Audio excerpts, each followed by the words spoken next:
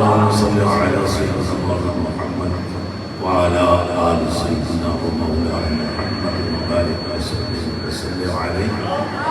الصلاة والسلام عليك يا سيدي يا رسول الله وعلى آلك وصحابك يا سيدي يا حبيب. السلام عليكم ورحمة الله. وعليكم السلام. سب سے پہلے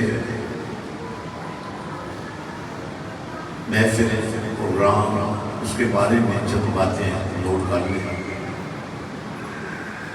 ہر آدمی دنیا کی مصروفیات کی وجہ سے کبھی آنے میں دیر کر دیتا ہے، کبھی جانے میں جلدی کر دیتا ہے. تو یہ محفل کے آداب کے خلاف ہے کہ آپ محفل میں دیر سے آئیں، یعنی آنے جانے میں کتنا ہی خرچہ ہے. تو بجائے اس کے کہ خرچہ بھی کریں اور دیر سے آئیں، اور محفل کا جو فیض ہے ظاہر اس سے معلوم بھی ہو جاتا ہے. اب اگر اثر کا ٹائم ہے اس کو اثر کا ٹائم نہ سمجھے. اب جو پہلے آ جاتے ہیں وہ یہ سمجھتے ہیں کہ ہمارا کام ختم ہو گیا. تو یاد رکھو کسی بھی عبادت کی روح اور اصل جو ہے وہ دعا ہوتی ہے. آپ کو جلدی ہے نہ آئیں، کوئی مجبوری ہے نہ آئیں. اب جب آپ محفل کے لیے آ رہے ہیں تو محفل کے آداب کے تمام تقاضے آپ کو پورے کرنے چاہیے. تو یہ مستقل طور پر آپ اپنے دل و دماغ میں یہ بات بچھا دیں کہ ہمیں دین کو اپنی مرضی کا پابند نہیں کرنا چاہیے، بلکہ ہمیں دین کی مرضی کا پابند ہے. اس لیے جو دور سے آ رہے ہیں انہیں ڈر ہے کہ ہم لیٹ ہو جائیں گے تو وہ پہلے چلے جائیں. اب راستے میں کچھ بھی ہو سکتا ہے تو لیٹ ہو سکتے ہیں، لیکن اگر آپ نے چلنا ہی لیٹ ہے تو لیٹ تو ہوں گے. تو یہ پہلی بات دل و دماغ میں رکھ لیں کہ ہم نے محفل میں وقت پر پہنچنا ہے. اگر وقت سے پہلے آ جائیں تو پھر یہ نہیں سمجھنا کہ چونکہ ہم پہلے آ گئے ہیں اس لیے محفل تو ابھی جاری ہے لیکن ہم جا رہے ہیں. تو اس لیے جب آپ کی کوئی مجبوری ہو، وقت کی کوئی تنگی ہوگی تو اس طریقے سے آنے کی بجائے نہ آئیں تو زیادہ ہے. اب یہ جو دعا ہوتی ہے اس کے بارے میں نبی رحمت صلی اللہ علیہ وسلم کا فرمان ہے، الدعاء مخ العبادہ. دعا عبادت کا مغز ہے، روح ہے، جان ہے. تو جان تو آپ کی نکلی ہوئی ہے تو آپ کو مڑتے ہیں پھر. ماشاءاللہ کوشش کریں. یہ دوسری اہم بات ہے کہ کسی وجہ سے آپ لیٹ ہو بھی گئے ہیں تو دعا سے پہلے آپ ضرور پہنچ جائیں، اور کسی وجہ سے آپ جلدی آ گئے تو دعا کو چھوڑ کر نہ جائیں، کیونکہ اٹھے ہوئے ہاتھ اللہ کے دربار سے خالی واپس نہیں آتے. اب ماشاءاللہ صبح سے لوگ آ رہے تھے اور جو صبح آئے انہوں نے سمجھا ہم نے تو ہاتھ لگا لی ہے. کسی کا کوئی مسئلہ تھا، کسی کی کوئی پرابلم تھی. اب جب چلے جائیں گے نا پھر بعد میں رابطہ کریں وہ جی ہمارا تو مسئلہ حل ہی نہیں ہوا، آپ نے تو مسئلہ حل کروایا ہی نہیں. دو باتیں میں نے آپ کو بتائی ہیں. پہلی بات یہ ہے اگر پہلے آ گئے ہیں تو جلدی نہ کریں. دیر سے آنے کی بجائے نہ آئیں تو زیادہ بہتر ہے۔ تیسری بات جو بڑی میں اہم کہہ رہا ہوں وہ یہ ہے، اگر نماز پڑھتے ہوئے آپ کا دھیان اور آپ کا خیال نماز کی طرف ہی نہ ہو، لاپرواہی کے ساتھ اور بے دھیانی کے ساتھ کوئی کام کرنے سے بہتر ہے کہ نہ کیا جائے۔ آپ کہیں گے پھر ہم نماز چھوڑ دیں گے، تو اللہ پاک فرماتا ہے فَوَيْلٌ لِّلْمُصَلِّينَ الَّذِينَ هُمْ عَنْ صَلَاتِهِمْ سَاهُونَ۔ ایسے لوگ بھی ہیں جو نماز کو پڑھتے ہیں تو ان کا یہ خیال ہوتا ہے کہ ہم نماز پڑھ رہے ہیں، لیکن اللہ تعالیٰ کا فرمان یہ ہے کہ وہ نمازی یہ بات سن لیں کہ ان کی نمازوں کو ان کے منہ پر دے مارا جائے گا، یعنی سستی، غفلت، لاپرواہی اور دنیا داری کے دھیان میں مصروف ہو کر آپ نماز پڑھ رہے ہیں تو وہ آپ کے منہ پر مار دی جائے گی۔ اس نماز کو پڑھنے کی بجائے صحیح نماز پڑھنی چاہیے۔ بالکل اسی طرح محفل کے بارے میں بھی ہر بندے کو آج ہم نے ایک سٹینڈرڈ سیٹ کیا ہے کہ آئندہ کوئی بینر نہیں لگیں گے، آج کے بعد کوئی وہ کیا ہوتی ہے جو سکرین لگتی ہے وہ بھی نہیں لگے گی، آج کے بعد کوئی ویڈیو بھی نہیں بنے گی، کوئی کچھ نہیں۔ یہ آج سٹینڈرڈ ہے پروگرام کا، تاکہ خرچے سے بھی ہم بچ سکیں۔ تو جس نے آنا ہے وہ آ جائے، آئندہ کوئی خیال بازی بھی نہیں ہوگی، جو اس سے بھی جان چھوڑ۔ دیکھیں آج نبیوں میں سب سے بڑی شان والے ہمارے آقا والا نبی پاک اور نبی رحمت صلی اللہ علیہ وسلم سے فیوض و برکات حاصل کرنے والوں میں سب سے آگے جو ہستیاں ان کا نام صحابہ کرام رضوان اللہ تعالی علیہم، اور صحابہ کرام سے فیوض و برکات لینے والوں میں سب سے اونچا مقام سیدنا شیخ سید عبدالخالق چراغی رضی اللہ تعالی غوث پاک کی نسبت سے پروگرام ہو تو لاپرواہی تو نہیں ہونی چاہیے، بچت تو نہیں کرنی چاہیے، کوتاہی تو نہیں کرنی چاہیے۔ یہ ماشاءاللہ جتنے بھی آپ سب حضرات آئے ہیں، اگر آپ کو پتہ ہی نہیں تھا کہ ہم کیوں جا رہے ہیں تو آپ کو ویسے ہی نہیں آنا چاہیے، اگر پتہ تھا کہ ہم جا رہے ہیں کیوں جا رہے ہیں پھر آپ کو غوث پاک کے شایان شان حصہ لینا چاہیے۔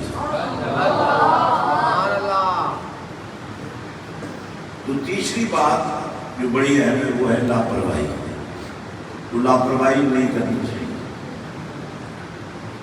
اب اس کے بعد جتنے جلسے ہوں گے، جتنی کانفرنسیں ہوں گی، نہ میں کسی کو سکرین لگانے دوں گا کسی پروگرام میں، نہ میں اشتہار چھاپنے دوں گا اور نہ لنگر پکانے دوں گا، بس پروگرام ہوگا اور جتنا کسی نے خرچہ کرنا ہے وہ مسجد حسین کو دے دیں، بس جتنے آپ حضرات آئے ہیں۔ ویسے اگر آپ تھوڑی سی بھی کوشش کرتے تو 10 بندے تو آپ کے ساتھ آ سکتے ہیں۔ یہ جتنے آئے ہیں آپ کو تو فیض ضرور ملے گا، لیکن لاپرواہی کی سزا بھی ہوتی ہے، لاپرواہی نہیں ہونی چاہیے۔ یا غوث پاک کا نام لینا چھوڑ دو یا پھر صحیح طرح لیا کرو۔ تو آج سچی بات تو یہ ہے کہ آج کے پروگرام کی آپ لوگوں نے تیاری ہی نہیں کی، جو آئے ہیں وہ بھی آ ہی گئے ہیں بس، اور جنہوں نے انتظامات کرنے تھے وہ بھی قریب بہت زیادہ دنیا داری کے کاموں میں مصروف تھے۔ میں آج کی نسبت سے، اور آپ جانتے ہیں یہ مسجد حسین یہ کوئی عام جگہ نہیں ہے، یا کسی اور کو خیال کیوں نہیں آیا بھئی میں مسجد حسین بنا دوں؟ کسی نے اپنی مسجد کا نام اپنی ماں کے نام پہ رکھ دیا، کسی نے اپنے باپ کی یادگار بنا دی، کسی نے اپنے پیر صاحب کے نام کی یادگار، تو ہم نے تو آقا حسین کے نام بنا تو یہ مسجد حسین ہے۔ آپ کو تو خیال رہنا چاہیے، اب آواز آئے مسجد حسین سے کہ آج تم نے آ کر فلاں کام کرنا، تو یہ مسجد حسین حسینیت کا مرکز ہے۔ تو جب بھی کوئی یہاں پروگرام آپ کو پتہ چلے، یا بالکل نہ آئیں یا آئیں تو تیاری کر لیں۔ مسجد حسین بہت بڑا عنوان ہے، اور اس عنوان کو خوبصورت بنانا چاہیے، نہ کہ اس میں کمی ہونی چاہیے۔ اب چونکہ جماعت باہو ہم نے اس لیے تیار کیا، آج یہ جماعت باہو کا امتحان تھا، جتنے حضرات پچھلے اجتماع میں شریک تھے اور جن لوگوں کو ذمہ داریاں دی گئی تھیں، ان کو چاہیے تھا کہ واقعی بہت سارے کام بڑے پیمانے پر ہوتے ہیں، جیسے میلاد شریف کے پروگرام بڑے پیمانے پر ہوتے ہیں، لیکن میلاد کے مشن کو ہم تک پہنچانے والے کون ہیں؟ غوث پاک ہیں۔ تو ان کا پروگرام ان کی شان کے مطابق ہونا چاہیے۔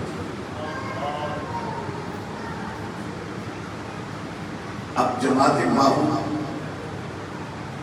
ختم نبوت کا ہراول دستہ ہے۔ دیکھیں بہت سارے لوگ دعویٰ کرتے ہیں کہ ہم نے ختم نبوت کے منکروں کو ختم کرنا ہے۔ اچھا کتنے بندے انہوں نے ختم کی ہے؟ آج تک یہ جذباتی باتیں کرنے والے یہ نہیں بتا سکتے۔ میں نے ان 2-4 سالوں میں کسی کو ختم نبوت کے نام پر نہ مرتے دیکھا ہے نہ مارتے دیکھا۔ ہمارا یہ ہے کہ ہم نے نبوت کے غداروں کو ختم کرنا ہے، تو ظاہر ہے یہ دعویٰ ضرور ہے، لیکن اس دعوے کی دلیل کوئی نہیں ہے۔ تو ہم نے اس کے مقابلے میں یہ نعرہ دیا ہے کہ جماعت باہو یعنی حضرت سلطان باہو کے عاشق اور مرید یہ وہ جماعت ہیں جو ختم نبوت کا ہراول دستہ ہے، اور ہر میدان میں صرف مسجدوں میں نہیں بلکہ جوڈیشری میں، بلکہ فوج میں، بلکہ پولیس میں، بلکہ سول سروسز میں ہم اپنے نوجوان تیار کر کے قرآن کے نور سے مزین کر کے ان کو جج بنائیں، ان کو مجسٹریٹ بنائیں، ان کو سول سروس میں لے جائیں، ان کو جوڈیشری میں لے جائیں، ان کو فوج میں لے جائیں، تاکہ مطالبہ ہی نہ کرنا پڑے ان لوگوں سے جو دین کے بارے میں غافل ہے کہ یار تم فلاں کام ختم نبوت کے بارے میں کرو۔ جب آپ کا بیٹا جج ہوگا، جب آپ کا بھائی سول سروس میں ہوگا، جب آپ کا بھائی آپ کا بیٹا فوج میں ہوگا، جب آپ کا بیٹا یا بیٹی کسی انتظامی کام میں ہوں گے، تو آپ کو کہنا نہیں پڑے گا بلکہ آپ کے بچے اور بچیاں وہ کام خود کرنے لگ جائیں۔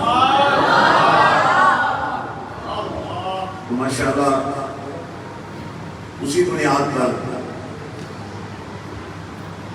مجھے یہ بھی بڑا بعض اوقات خیال آتا ہے کہ جتنا آپ کے بچوں کی ہمیں فکر ہے، کاش آپ کو بھی اپنے بچوں کی فکر ہے۔ لوگ بچوں کو یہاں چھوڑ جاتے ہیں، ایک وہ بچے ہیں جو یتیم ہیں، جن کے والدین نہیں ہیں، چلو ان کے بارے میں تو ہماری ذمہ داری بن جاتی ہے، لیکن جن کے والدین زندہ ہیں وہ اپنے بچوں کے کسی پروگرام میں بھی ٹائم نکالنے کے لیے تیار ہیں۔ دیکھیں کتنی بڑی نااہلی ہے کہ باپ زندہ ہے، بیٹا حافظ قرآن بن گیا ہے، اس کی دستار بندی میں باپ نہیں آ سکتا۔ ہم آپ کے لیے اور آپ کی آنے والی نسل کے لیے یہ سوچ رہے ہیں کہ یہ جج بنے گا، ایک ایسا جج جو حافظ قرآن میں ہو، ایک ایسا مجسٹریٹ، ایک ایسا پولیس افسر جو قرآن کا قاری بھی ہو۔ لیکن آپ اپنے بیٹے کی دستار بندی میں نہیں آ رہے ہیں، آپ کے پاس اپنے بچے کو شاباش دینے کا ٹائم نہیں ہے، تو میرا خیال ہے اس سے بڑی بدنصیبی کوئی نہیں ہو سکتی کہ ایک تو وہ بچے ہیں جو یتیم ہیں، اور ایک ایسے والدین ہیں جنہوں نے اپنے بچوں کو اپنے ہوتے ہوئے یتیم کر دیا ہے۔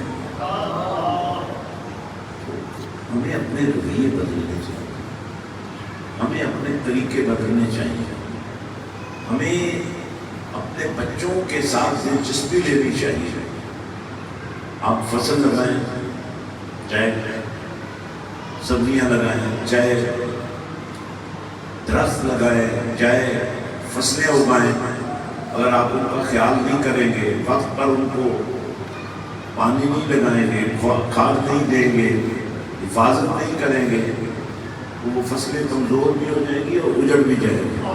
سارے والدین اپنے بچوں کے لیے ان کو صحیح پروان چڑھانے کے لیے، انہیں صحیح طریقے سے تعلیم حاصل کرنے کے لیے خرچہ تو آپ کا ہو ہی نہیں رہا ہے، خرچہ تو مسجد حسین کر رہی ہے۔ اسی لیے میں جتنے حضرت سلطان محمود کے عاشق ہیں اور مریدین ہیں، میں ان سے یہ کہتا ہوں کہ بھائی پیر صاحب کو بھی نذرانہ مت دو، دینا ہے تو مسجد حسین کو۔ پیر صاحب کو تو پہلے کوئی کمی نہیں ہے، آپ کا دیا ہوا نذرانہ مسجد حسین کے ہوتے ہوئے کسی پیر کا حق رائے نہیں۔ میں نے منع کیا 10 دفعہ ادھر سے منع کیا۔ تو مطلب یہ ہے کہ یہ پیری مریدی جو ہمارے مخالفین ہیں پیری مریدی کے نظام کے، میلاد کے پروگرام کے، وہ یہی تو آپ سے کہتے ہیں کہ بھئی آپ کس خوشی میں پیروں کو نذرانہ دیتے ہیں؟ پیروں نے کیا کارنامہ کیا ہے؟ پیروں کا کیا حق بنتا ہے؟ زمینوں کی کمی نہیں ہے، جائیداد کی کمی نہیں ہے، ہر چیز ہے ان کے پاس، بھئی پیروں کو کیوں دیتے ہیں؟ دینا ہے تو مسجد حسین کو، جہاں یتیم پل رہے ہیں، جہاں غریب پروری ہو رہی ہے۔ یا تو یہ ثابت ہو جائے کہ جس پیر کو آپ نذرانہ دے رہے ہیں وہ یتیم پروری کر رہا ہے، غریب پروری کر رہا ہے، دین کا کام کر رہا ہے، پھر تو سمجھ آتی ہے۔ اور اگر اس نے کام ہی نہیں کرنا تو پھر آپ کو اس بات کا احساس ہونا چاہیے۔ دیکھیں اب جو بھی لوگ یہاں رہ رہے ہیں ماشاءاللہ کھانا تو 3 وقت کھاتے ہیں، بجلی بھی استعمال ہو رہی ہے، بل تو اپنی جگہ پہ آتے رہتے ہیں، تو پھر یہ بات کتنی اہم ہے کہ کم از کم آپ کو یہ اندازہ ہونا چاہیے کہ اگر آپ کہیں اور بھی گئے ہوتے تو آپ کو یہ بل تو دینا پڑتا، کھانے پر خرچ تو کرنا پڑتا۔ یہ ہمارا جو مشن ہے یہ مشن حسین ہے۔ اس کے بارے میں آپ کو بڑی گرمجوشی سے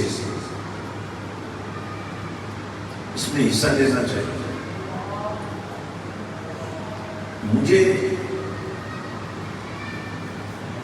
کہتے کہتے بڑا عرصہ ہو گیا ہے، اب آپ کی باری ہے، آپ اپنے آپ سے کہیں کہ یار مسجد حسین کے لیے میں کیا کر رہا ہوں۔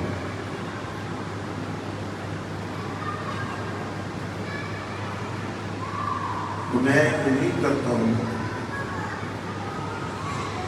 کہ آپ تمام حضرات یہ لاپرواہی چھوڑ دیں گے۔ اب میں ایک آخری کلام جو بڑی ضروری ہے کرنا چاہتا ہوں۔ اس وقت پاکستان کو سب سے بڑا خطرہ ہے ختم نبوت کے غداروں سے۔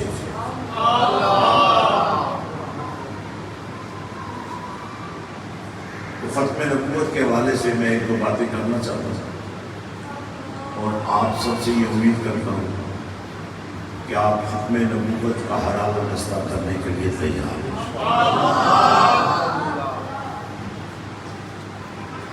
ختم نبوت کی اہمیت سمجھیں۔ دیکھیں ہمارے نبی پاک صلی اللہ علیہ وسلم کو اللہ پاک نے وما ارسلناک الا رحمۃ للعالمین کا منصب عطا کیا۔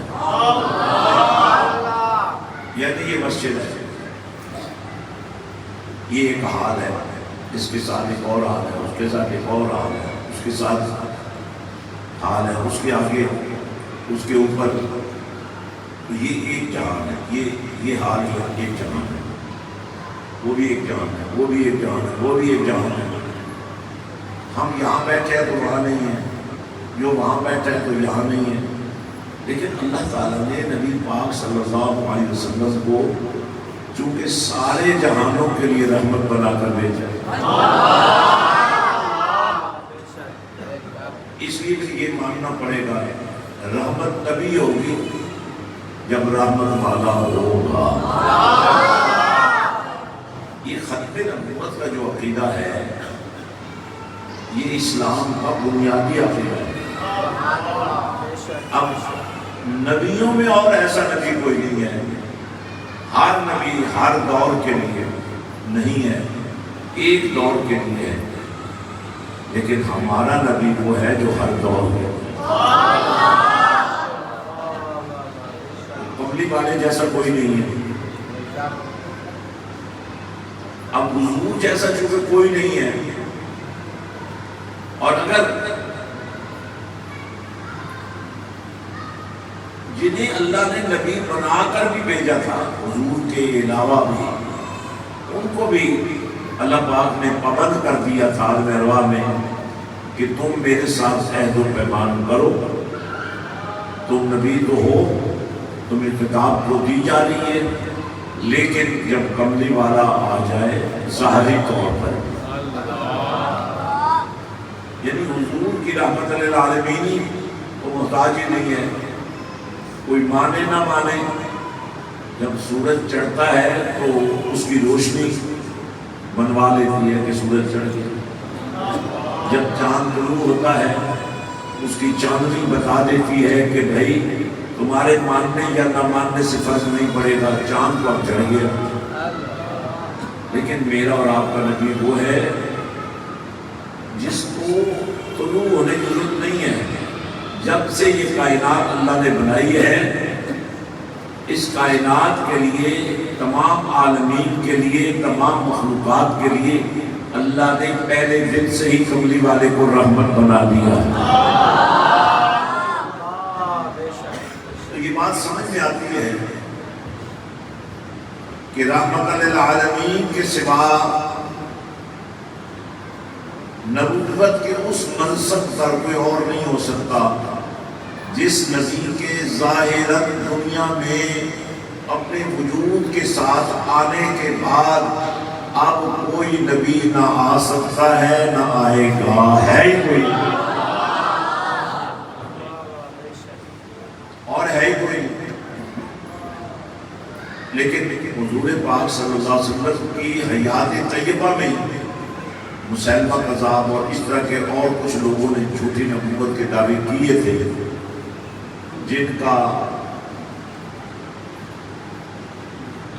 اسی دور میں خلافت راشدہ کے دور میں خاتمہ بھی کر دیا گیا، لیکن جھوٹی نبوت کے دعوے دار آتے رہیں گے اور اہل اسلام ان کے سامنے ڈٹ کر کھڑے ہوتے رہیں گے۔ یعنی ہزاروں دعویٰ کر دیں تو بھی کملی والے کی ختم نبوت پر فرق نہیں پڑے گا، لیکن جو ماننے والے ہیں ان کے ایمان پر ضرور فرق پڑے گا کہ نہیں ماننے والے موجود ہیں، بیٹے جوان ہیں، باپ کو مار پڑ رہی ہے، بیٹے طاقتور ہے لیکن باپ کی بے عزتی ہو رہی ہے، تو یہ آپ کے لیے شرمندگی کا باعث ہے کہ کملی والے کی ختم نبوت کے عروج کے باوجود ان کے ماننے والے ختم نبوت کے بارے میں سست ہیں، غفلت میں ہیں، کوتاہی کر رہے ہیں، غلطی کر رہے ہیں اور اپنے دشمنوں سے لڑنے کو تیار ہیں لیکن نبی کے دشمنوں سے لڑنے کے لیے تیار نہیں۔ تو یہ باعث شرم بات ہے، تو باعث ذلت بات ہے کہ آپ کلمہ بھی پڑھیں اور کلمے والے کے مشن کے لیے کام نہ کریں۔ ختم نبوت ہمارا بنیادی عقیدہ بھی ہے، حضور کا خاتم النبیین ہونا اور رسولوں کا پیشوا ہونا یہ ایک ایسی حقیقت ہے جس کا انکار کرنے سے اس عقیدے کے حسن میں داغ نہیں لگے گا، بلکہ ماننے والوں کے لیے باعث عزت بات ہوگی کہ اگر کوئی شخص نبی کی ختم نبوت کا غدار بن کر آیا، کبھی غازی المدین کے روپ میں، کبھی غازی مولود حسین کے روپ میں، کبھی کسی سلطان مرود مزنگی کے روپ میں، کبھی سلطان صلاح الدین ایوبی کے روپ میں، کوئی نہ کوئی عاشق رسول جنہیں ڈائریکٹ نبی پاک نے اپنے دشمنوں کو کیفر کردار پر پہنچانے کی اجازت دی تھی۔ یعنی آپ ماحول ایسا بنائیں، آپ مزاج ایسا بنائیں کہ آپ کی نسل جو آنے والی اس میں کوئی ختم نبوت کا غدار پیدا نہ ہو،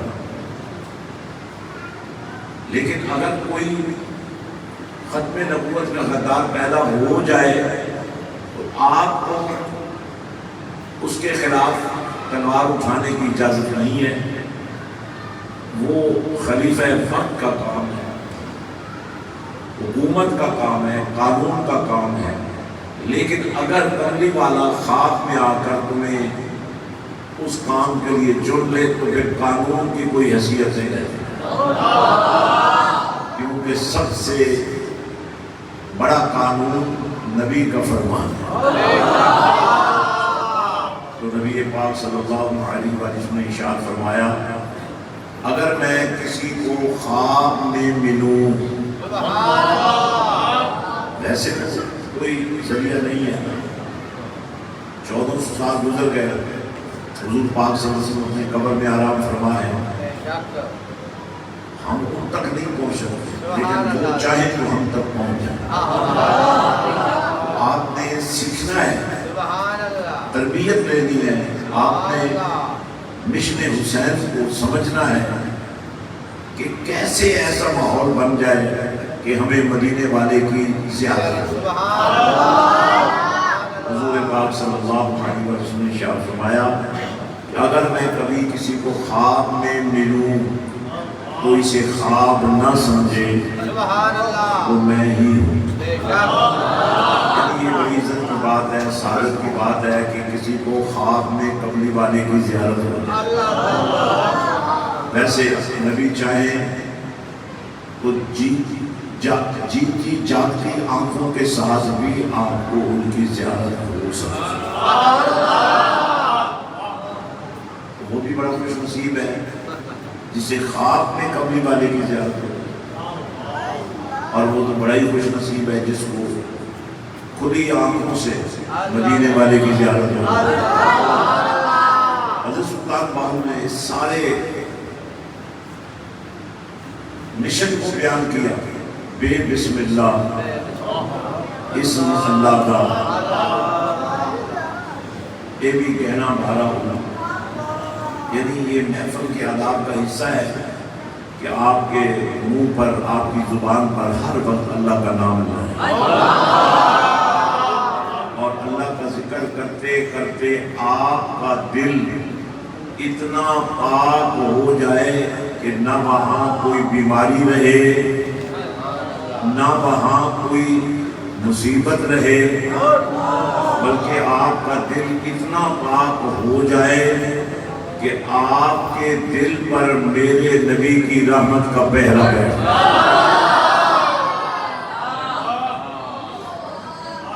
تو یہ بات سمجھنے والی ہے، یعنی اگر آپ اللہ کا ذکر جاری کر لیتے ہیں، یہ بہت بڑی تربیت ہے۔ یہ نہیں ہے کافی کہ آپ محفل میں چلو میرے کہنے پر یا میرے اشارے پر آپ اونچی آواز میں اللہ کا نام لے رہے ہیں، بلکہ آپ کی عادت ہی ایسی بن جانی چاہیے، سانس بھی لیں تو اللہ کا نام لیں۔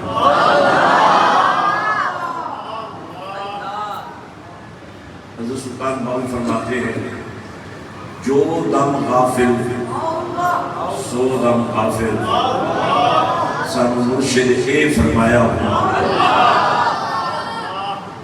یعنی یہ سانس آپ کا جو اندر یا باہر آ رہا ہے، اگر یہ سانس اندر جانا چھوڑ دے یا باہر آنا چھوڑ دے تو آپ زندہ نہیں رہے گے۔ اللہ کی اتنی بڑی نعمت استعمال کر رہے ہیں۔ حضرت سلطان باؤ یہ فرماتے ہیں کہ سانس بھی اللہ کی نعمت ہے، تو اللہ کی ہر نعمت کے استعمال پر تمہیں اللہ کا شکر ادا کرنا چاہیے۔ اللہ کا شکر ادا کرنے کا سب سے اچھا طریقہ یہ ہے کہ تمہاری زبان پر اللہ کا نام رہے۔ یہ ضروری نہیں کہ ہم محفل میں بیٹھے ہیں یا میرے سامنے بیٹھے ہیں یا بہت اچھی کوئی نعت پڑھ رہا ہے تو آپ کو جذبہ آ گیا۔ آپ کا دل ہر وقت نبی کے پیار کا گھر رہنا چاہیے، آپ کا دھیان ہر وقت اللہ کی طرف رہنا چاہیے۔ کب موقع بنے تو آپ اللہ کا ذکر کریں، بلکہ اس طرح آپ کو ہر وقت پیار رہنا چاہیے کہ موقع نہیں بن رہا تو بھی اللہ کا ذکر کریں۔ اب یہ بات بڑی اہم ہے کہ اللہ کا ذکر کرتے کرتے کرتے کرتے پھر کیا ہوتا ہے؟ الف اللہ جمبیلی بیٹی، یعنی ذکر کرنے کا ثواب ہے۔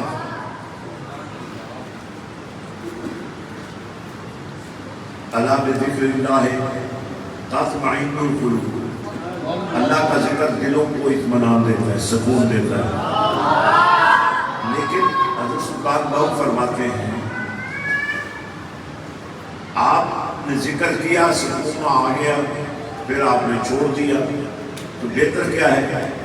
الف اللہ چمبیلی بوٹی مرشد من میرے بجائے، یہ میری بیٹی کا مقصد ہے۔ بہت سارے لوگ کہتے ہیں اچھا دیکھو جی بیعت کرنے کی کیا ضرورت ہے، مرشد کی کیا ضرورت ہے؟ ان کے لیے یہ جواب آپ کو سب کو آنا چاہیے کہ واقعی مرشد کی ضرورت نہیں ہے، لیکن اگر آپ نے الف بھی سیکھنی ہے تو آپ کو استاد چاہیے۔ تو جس نے اللہ سیکھنا ہے اس کو تو مرشد چاہیے۔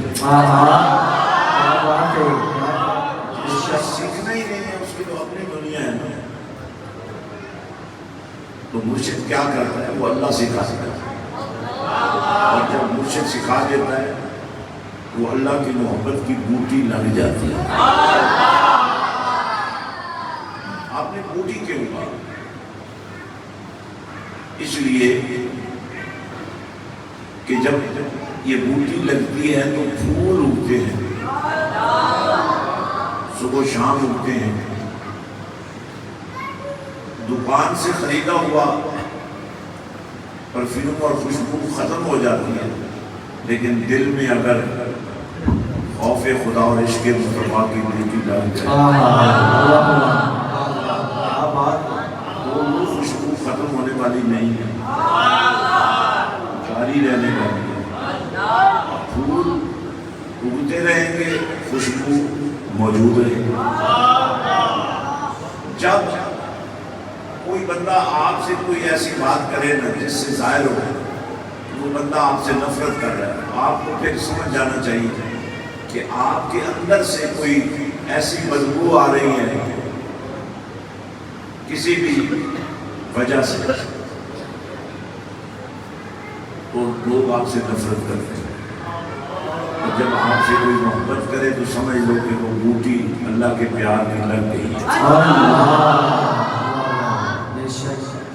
आपकी आदतों से, आपके कलाम से, आपके मेल जोल से अगर लोग नफरत महसूस करें तो समझ लें कि आपके अंदर कोई ऐसी चीज आ गई है जो लोगों को पसंद नहीं है। मज़ा तब है कि लोग आपकी इज्जत करें, लोग आपकी खिदमत करें, लोग आपसे मोहब्बत करें, ताकि आपको अंदाज़ा हो जाए कि आपके अंदर से बदबू नहीं आ रही है, आपके अंदर से खुशबू आ रही है। तो हमारा दीन खुशबू का जरिया है। हमारे दीन में कहीं भी बदबू की गुंजाइश नहीं है। देखें हमारे दीन का तरीक़ाकार क्या है। दीन का जो पहला सुकून है वो क्या है? ला इलाहा इल्लल्लाह मुहम्मद रसूलुल्लाह। ये कलमा पढ़ते रहने से, और अगर किसी को ये कलमा पढ़ते रहने की वजह से आदत बन जाए कि मौत का वक्त आए तो आदत के मुताबिक ही इसके मुंह पर, इसकी जुबान पर कलमा जारी हो जाए, तो नबी पाक सल्लल्लाहु अलैहि वसल्लम ने इरशाद फरमाया, क़यामत का दिन जब लगेगा तो लोगों का हिसाब किताब तो होगा, लेकिन जो कलमे के साथ दुनिया से मरा हुआ, जब वो मीज़ान अदल पर पहुंचेगा तो आवाज़ आएगी, तुम्हारा हिसाब तो कलमे की वजह से बेबाक हो चुका है, उन्हें बगैर किसी हिसाबों किताब के जन्नत में दाखिल किया जाए। अब आप ईमानदारी से बताएं, कलमा पढ़ना कितना मुश्किल है। आप सोचकर मुझे बताएं कि आज सारा दिन में आपने कितनी मरतबा कलमा पढ़ा। ये गफलत की इंतहा है। और सरकार बाबू ने क्या फरमाया? कलमे नाल में नाचीज हो, कलमे नाल ब्याही, कलमे मेरा पढ़िया जनाजा, कलमे गोर सुहाई, कलमे नाल बहिश्ते जाना, कलमा करे सफाई, नसीब उन्हां दे हज़रत सच जिन्हां साहिब आप पिलाई।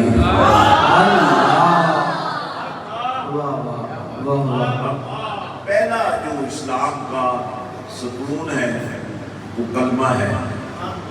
तो कलमा क्या करता है? वो आपको पाक कर देता। अब मैं जब ये नमाजों से क्या बात करूं, माशाल्लाह बोलने पर आए तो सबकी बोलती आप बंद कर देते, लेकिन कलमे जैसे बोली आपको याद ही नहीं रहती। भाई सीखो, अल्लाह के बंदो, कलमा पढ़ने के लिए कोई इल्म चाहिए नहीं, किसी स्कूल में जाना जरूरी है नहीं। यानी अगर आप सिर्फ कलमा ही पढ़ते रहे तो इस्लाम की बुनियाद कायम हो सकती है, आप एक अच्छे मुसलमान बन सकते हैं। तो कलमा आपको पाक करता है। इसका मतलब ये हुआ हमारा दीन पाकीज़गी का दीन है। کلمے سے بات شروع ہوتی ہے، نماز میں آئے، نماز کے لیے وضو کیا تو جسم وضو سے پاک ہو گیا، نماز پڑھی تو روح پاک ہو گئی، اللہ کا نام لینے کا جذبہ پیدا ہو گیا تو دل پاک ہو گیا۔ اب دل بھی پاک ہو، جسم بھی پاک ہو، روح بھی پاک ہو، تو آپ سوچ سکتے ہیں نا کہ پاک کے لیے پاک ہی ہوتا ہے، تو سب سے پہلے اللہ پاک ہے، کملی والا پاک ہے، قرآن پاک ہے، حرم پاک ہے۔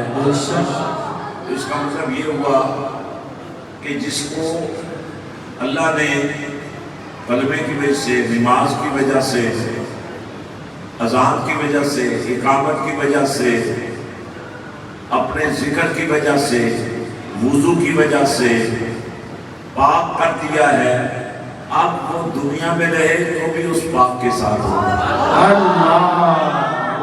بلکہ وہ پاک اس کو اپنے سے جدا نہیں ہونے دے گا۔ تو جو پاک ہو جائے وہ مومن ہوتا ہے، جو مومن بن جائے اسے اللہ پاک کر دیتا ہے۔ اور اللہ کا طریقہ کیا ہے؟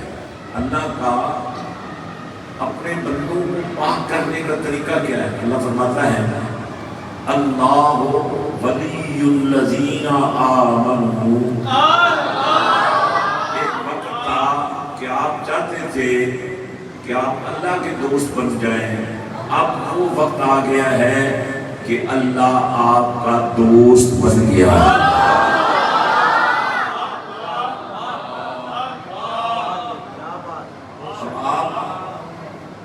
آپ وہ نہیں رہے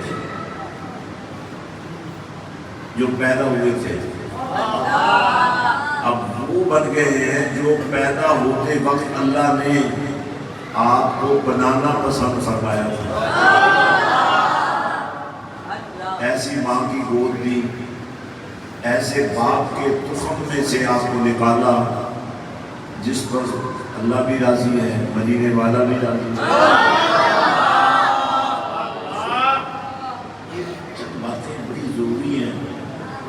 اور یہ آپ سب کے لیے ضروری ہے، آپ سب کو ان باتوں کو جان لینا چاہیے، سمجھ لینا چاہیے۔ تو ماشاءاللہ اگر مسجد حسین میں رہ کر بھی، مسجد حسین میں جا کر بھی آپ نے پاک ہی نہیں رہنا ہے، پھر تو آپ کو سوچنا پڑے گا مسجد میں اور مندر میں پھر فرق کیا ہے۔ مندر جانے والا بھی پاک نہیں ہو سکا اور مسجد آنے والا بھی پاک نہیں ہو سکا، اور وہ بھی مسجد حسین سے۔ اللہ کے بندو، اگر آپ میں مستقل طور پہ پاک رہنا ہے تو لاپرواہی ختم کر دو، جھوٹ چھوڑ دو، بری باتیں کرنا چھوڑ دو، گلے شکوے کرنا چھوڑ دو، غیبت کرنا چھوڑ دو، دل میں کسی کے بارے میں برائی رکھنا چھوڑ دو، دل میں نفرت نہ رہنے دو، دل میں رقابت اور انتقام نہ رہنے دو، دل کو اللہ کے نام کر دو، دل کو کملی والے کے نام کر دو۔ دل کی، کسی بھی دل کی اس سے اچھی قیمت کوئی نہیں ہو سکتی، اس دل کو اللہ پسند کر لے،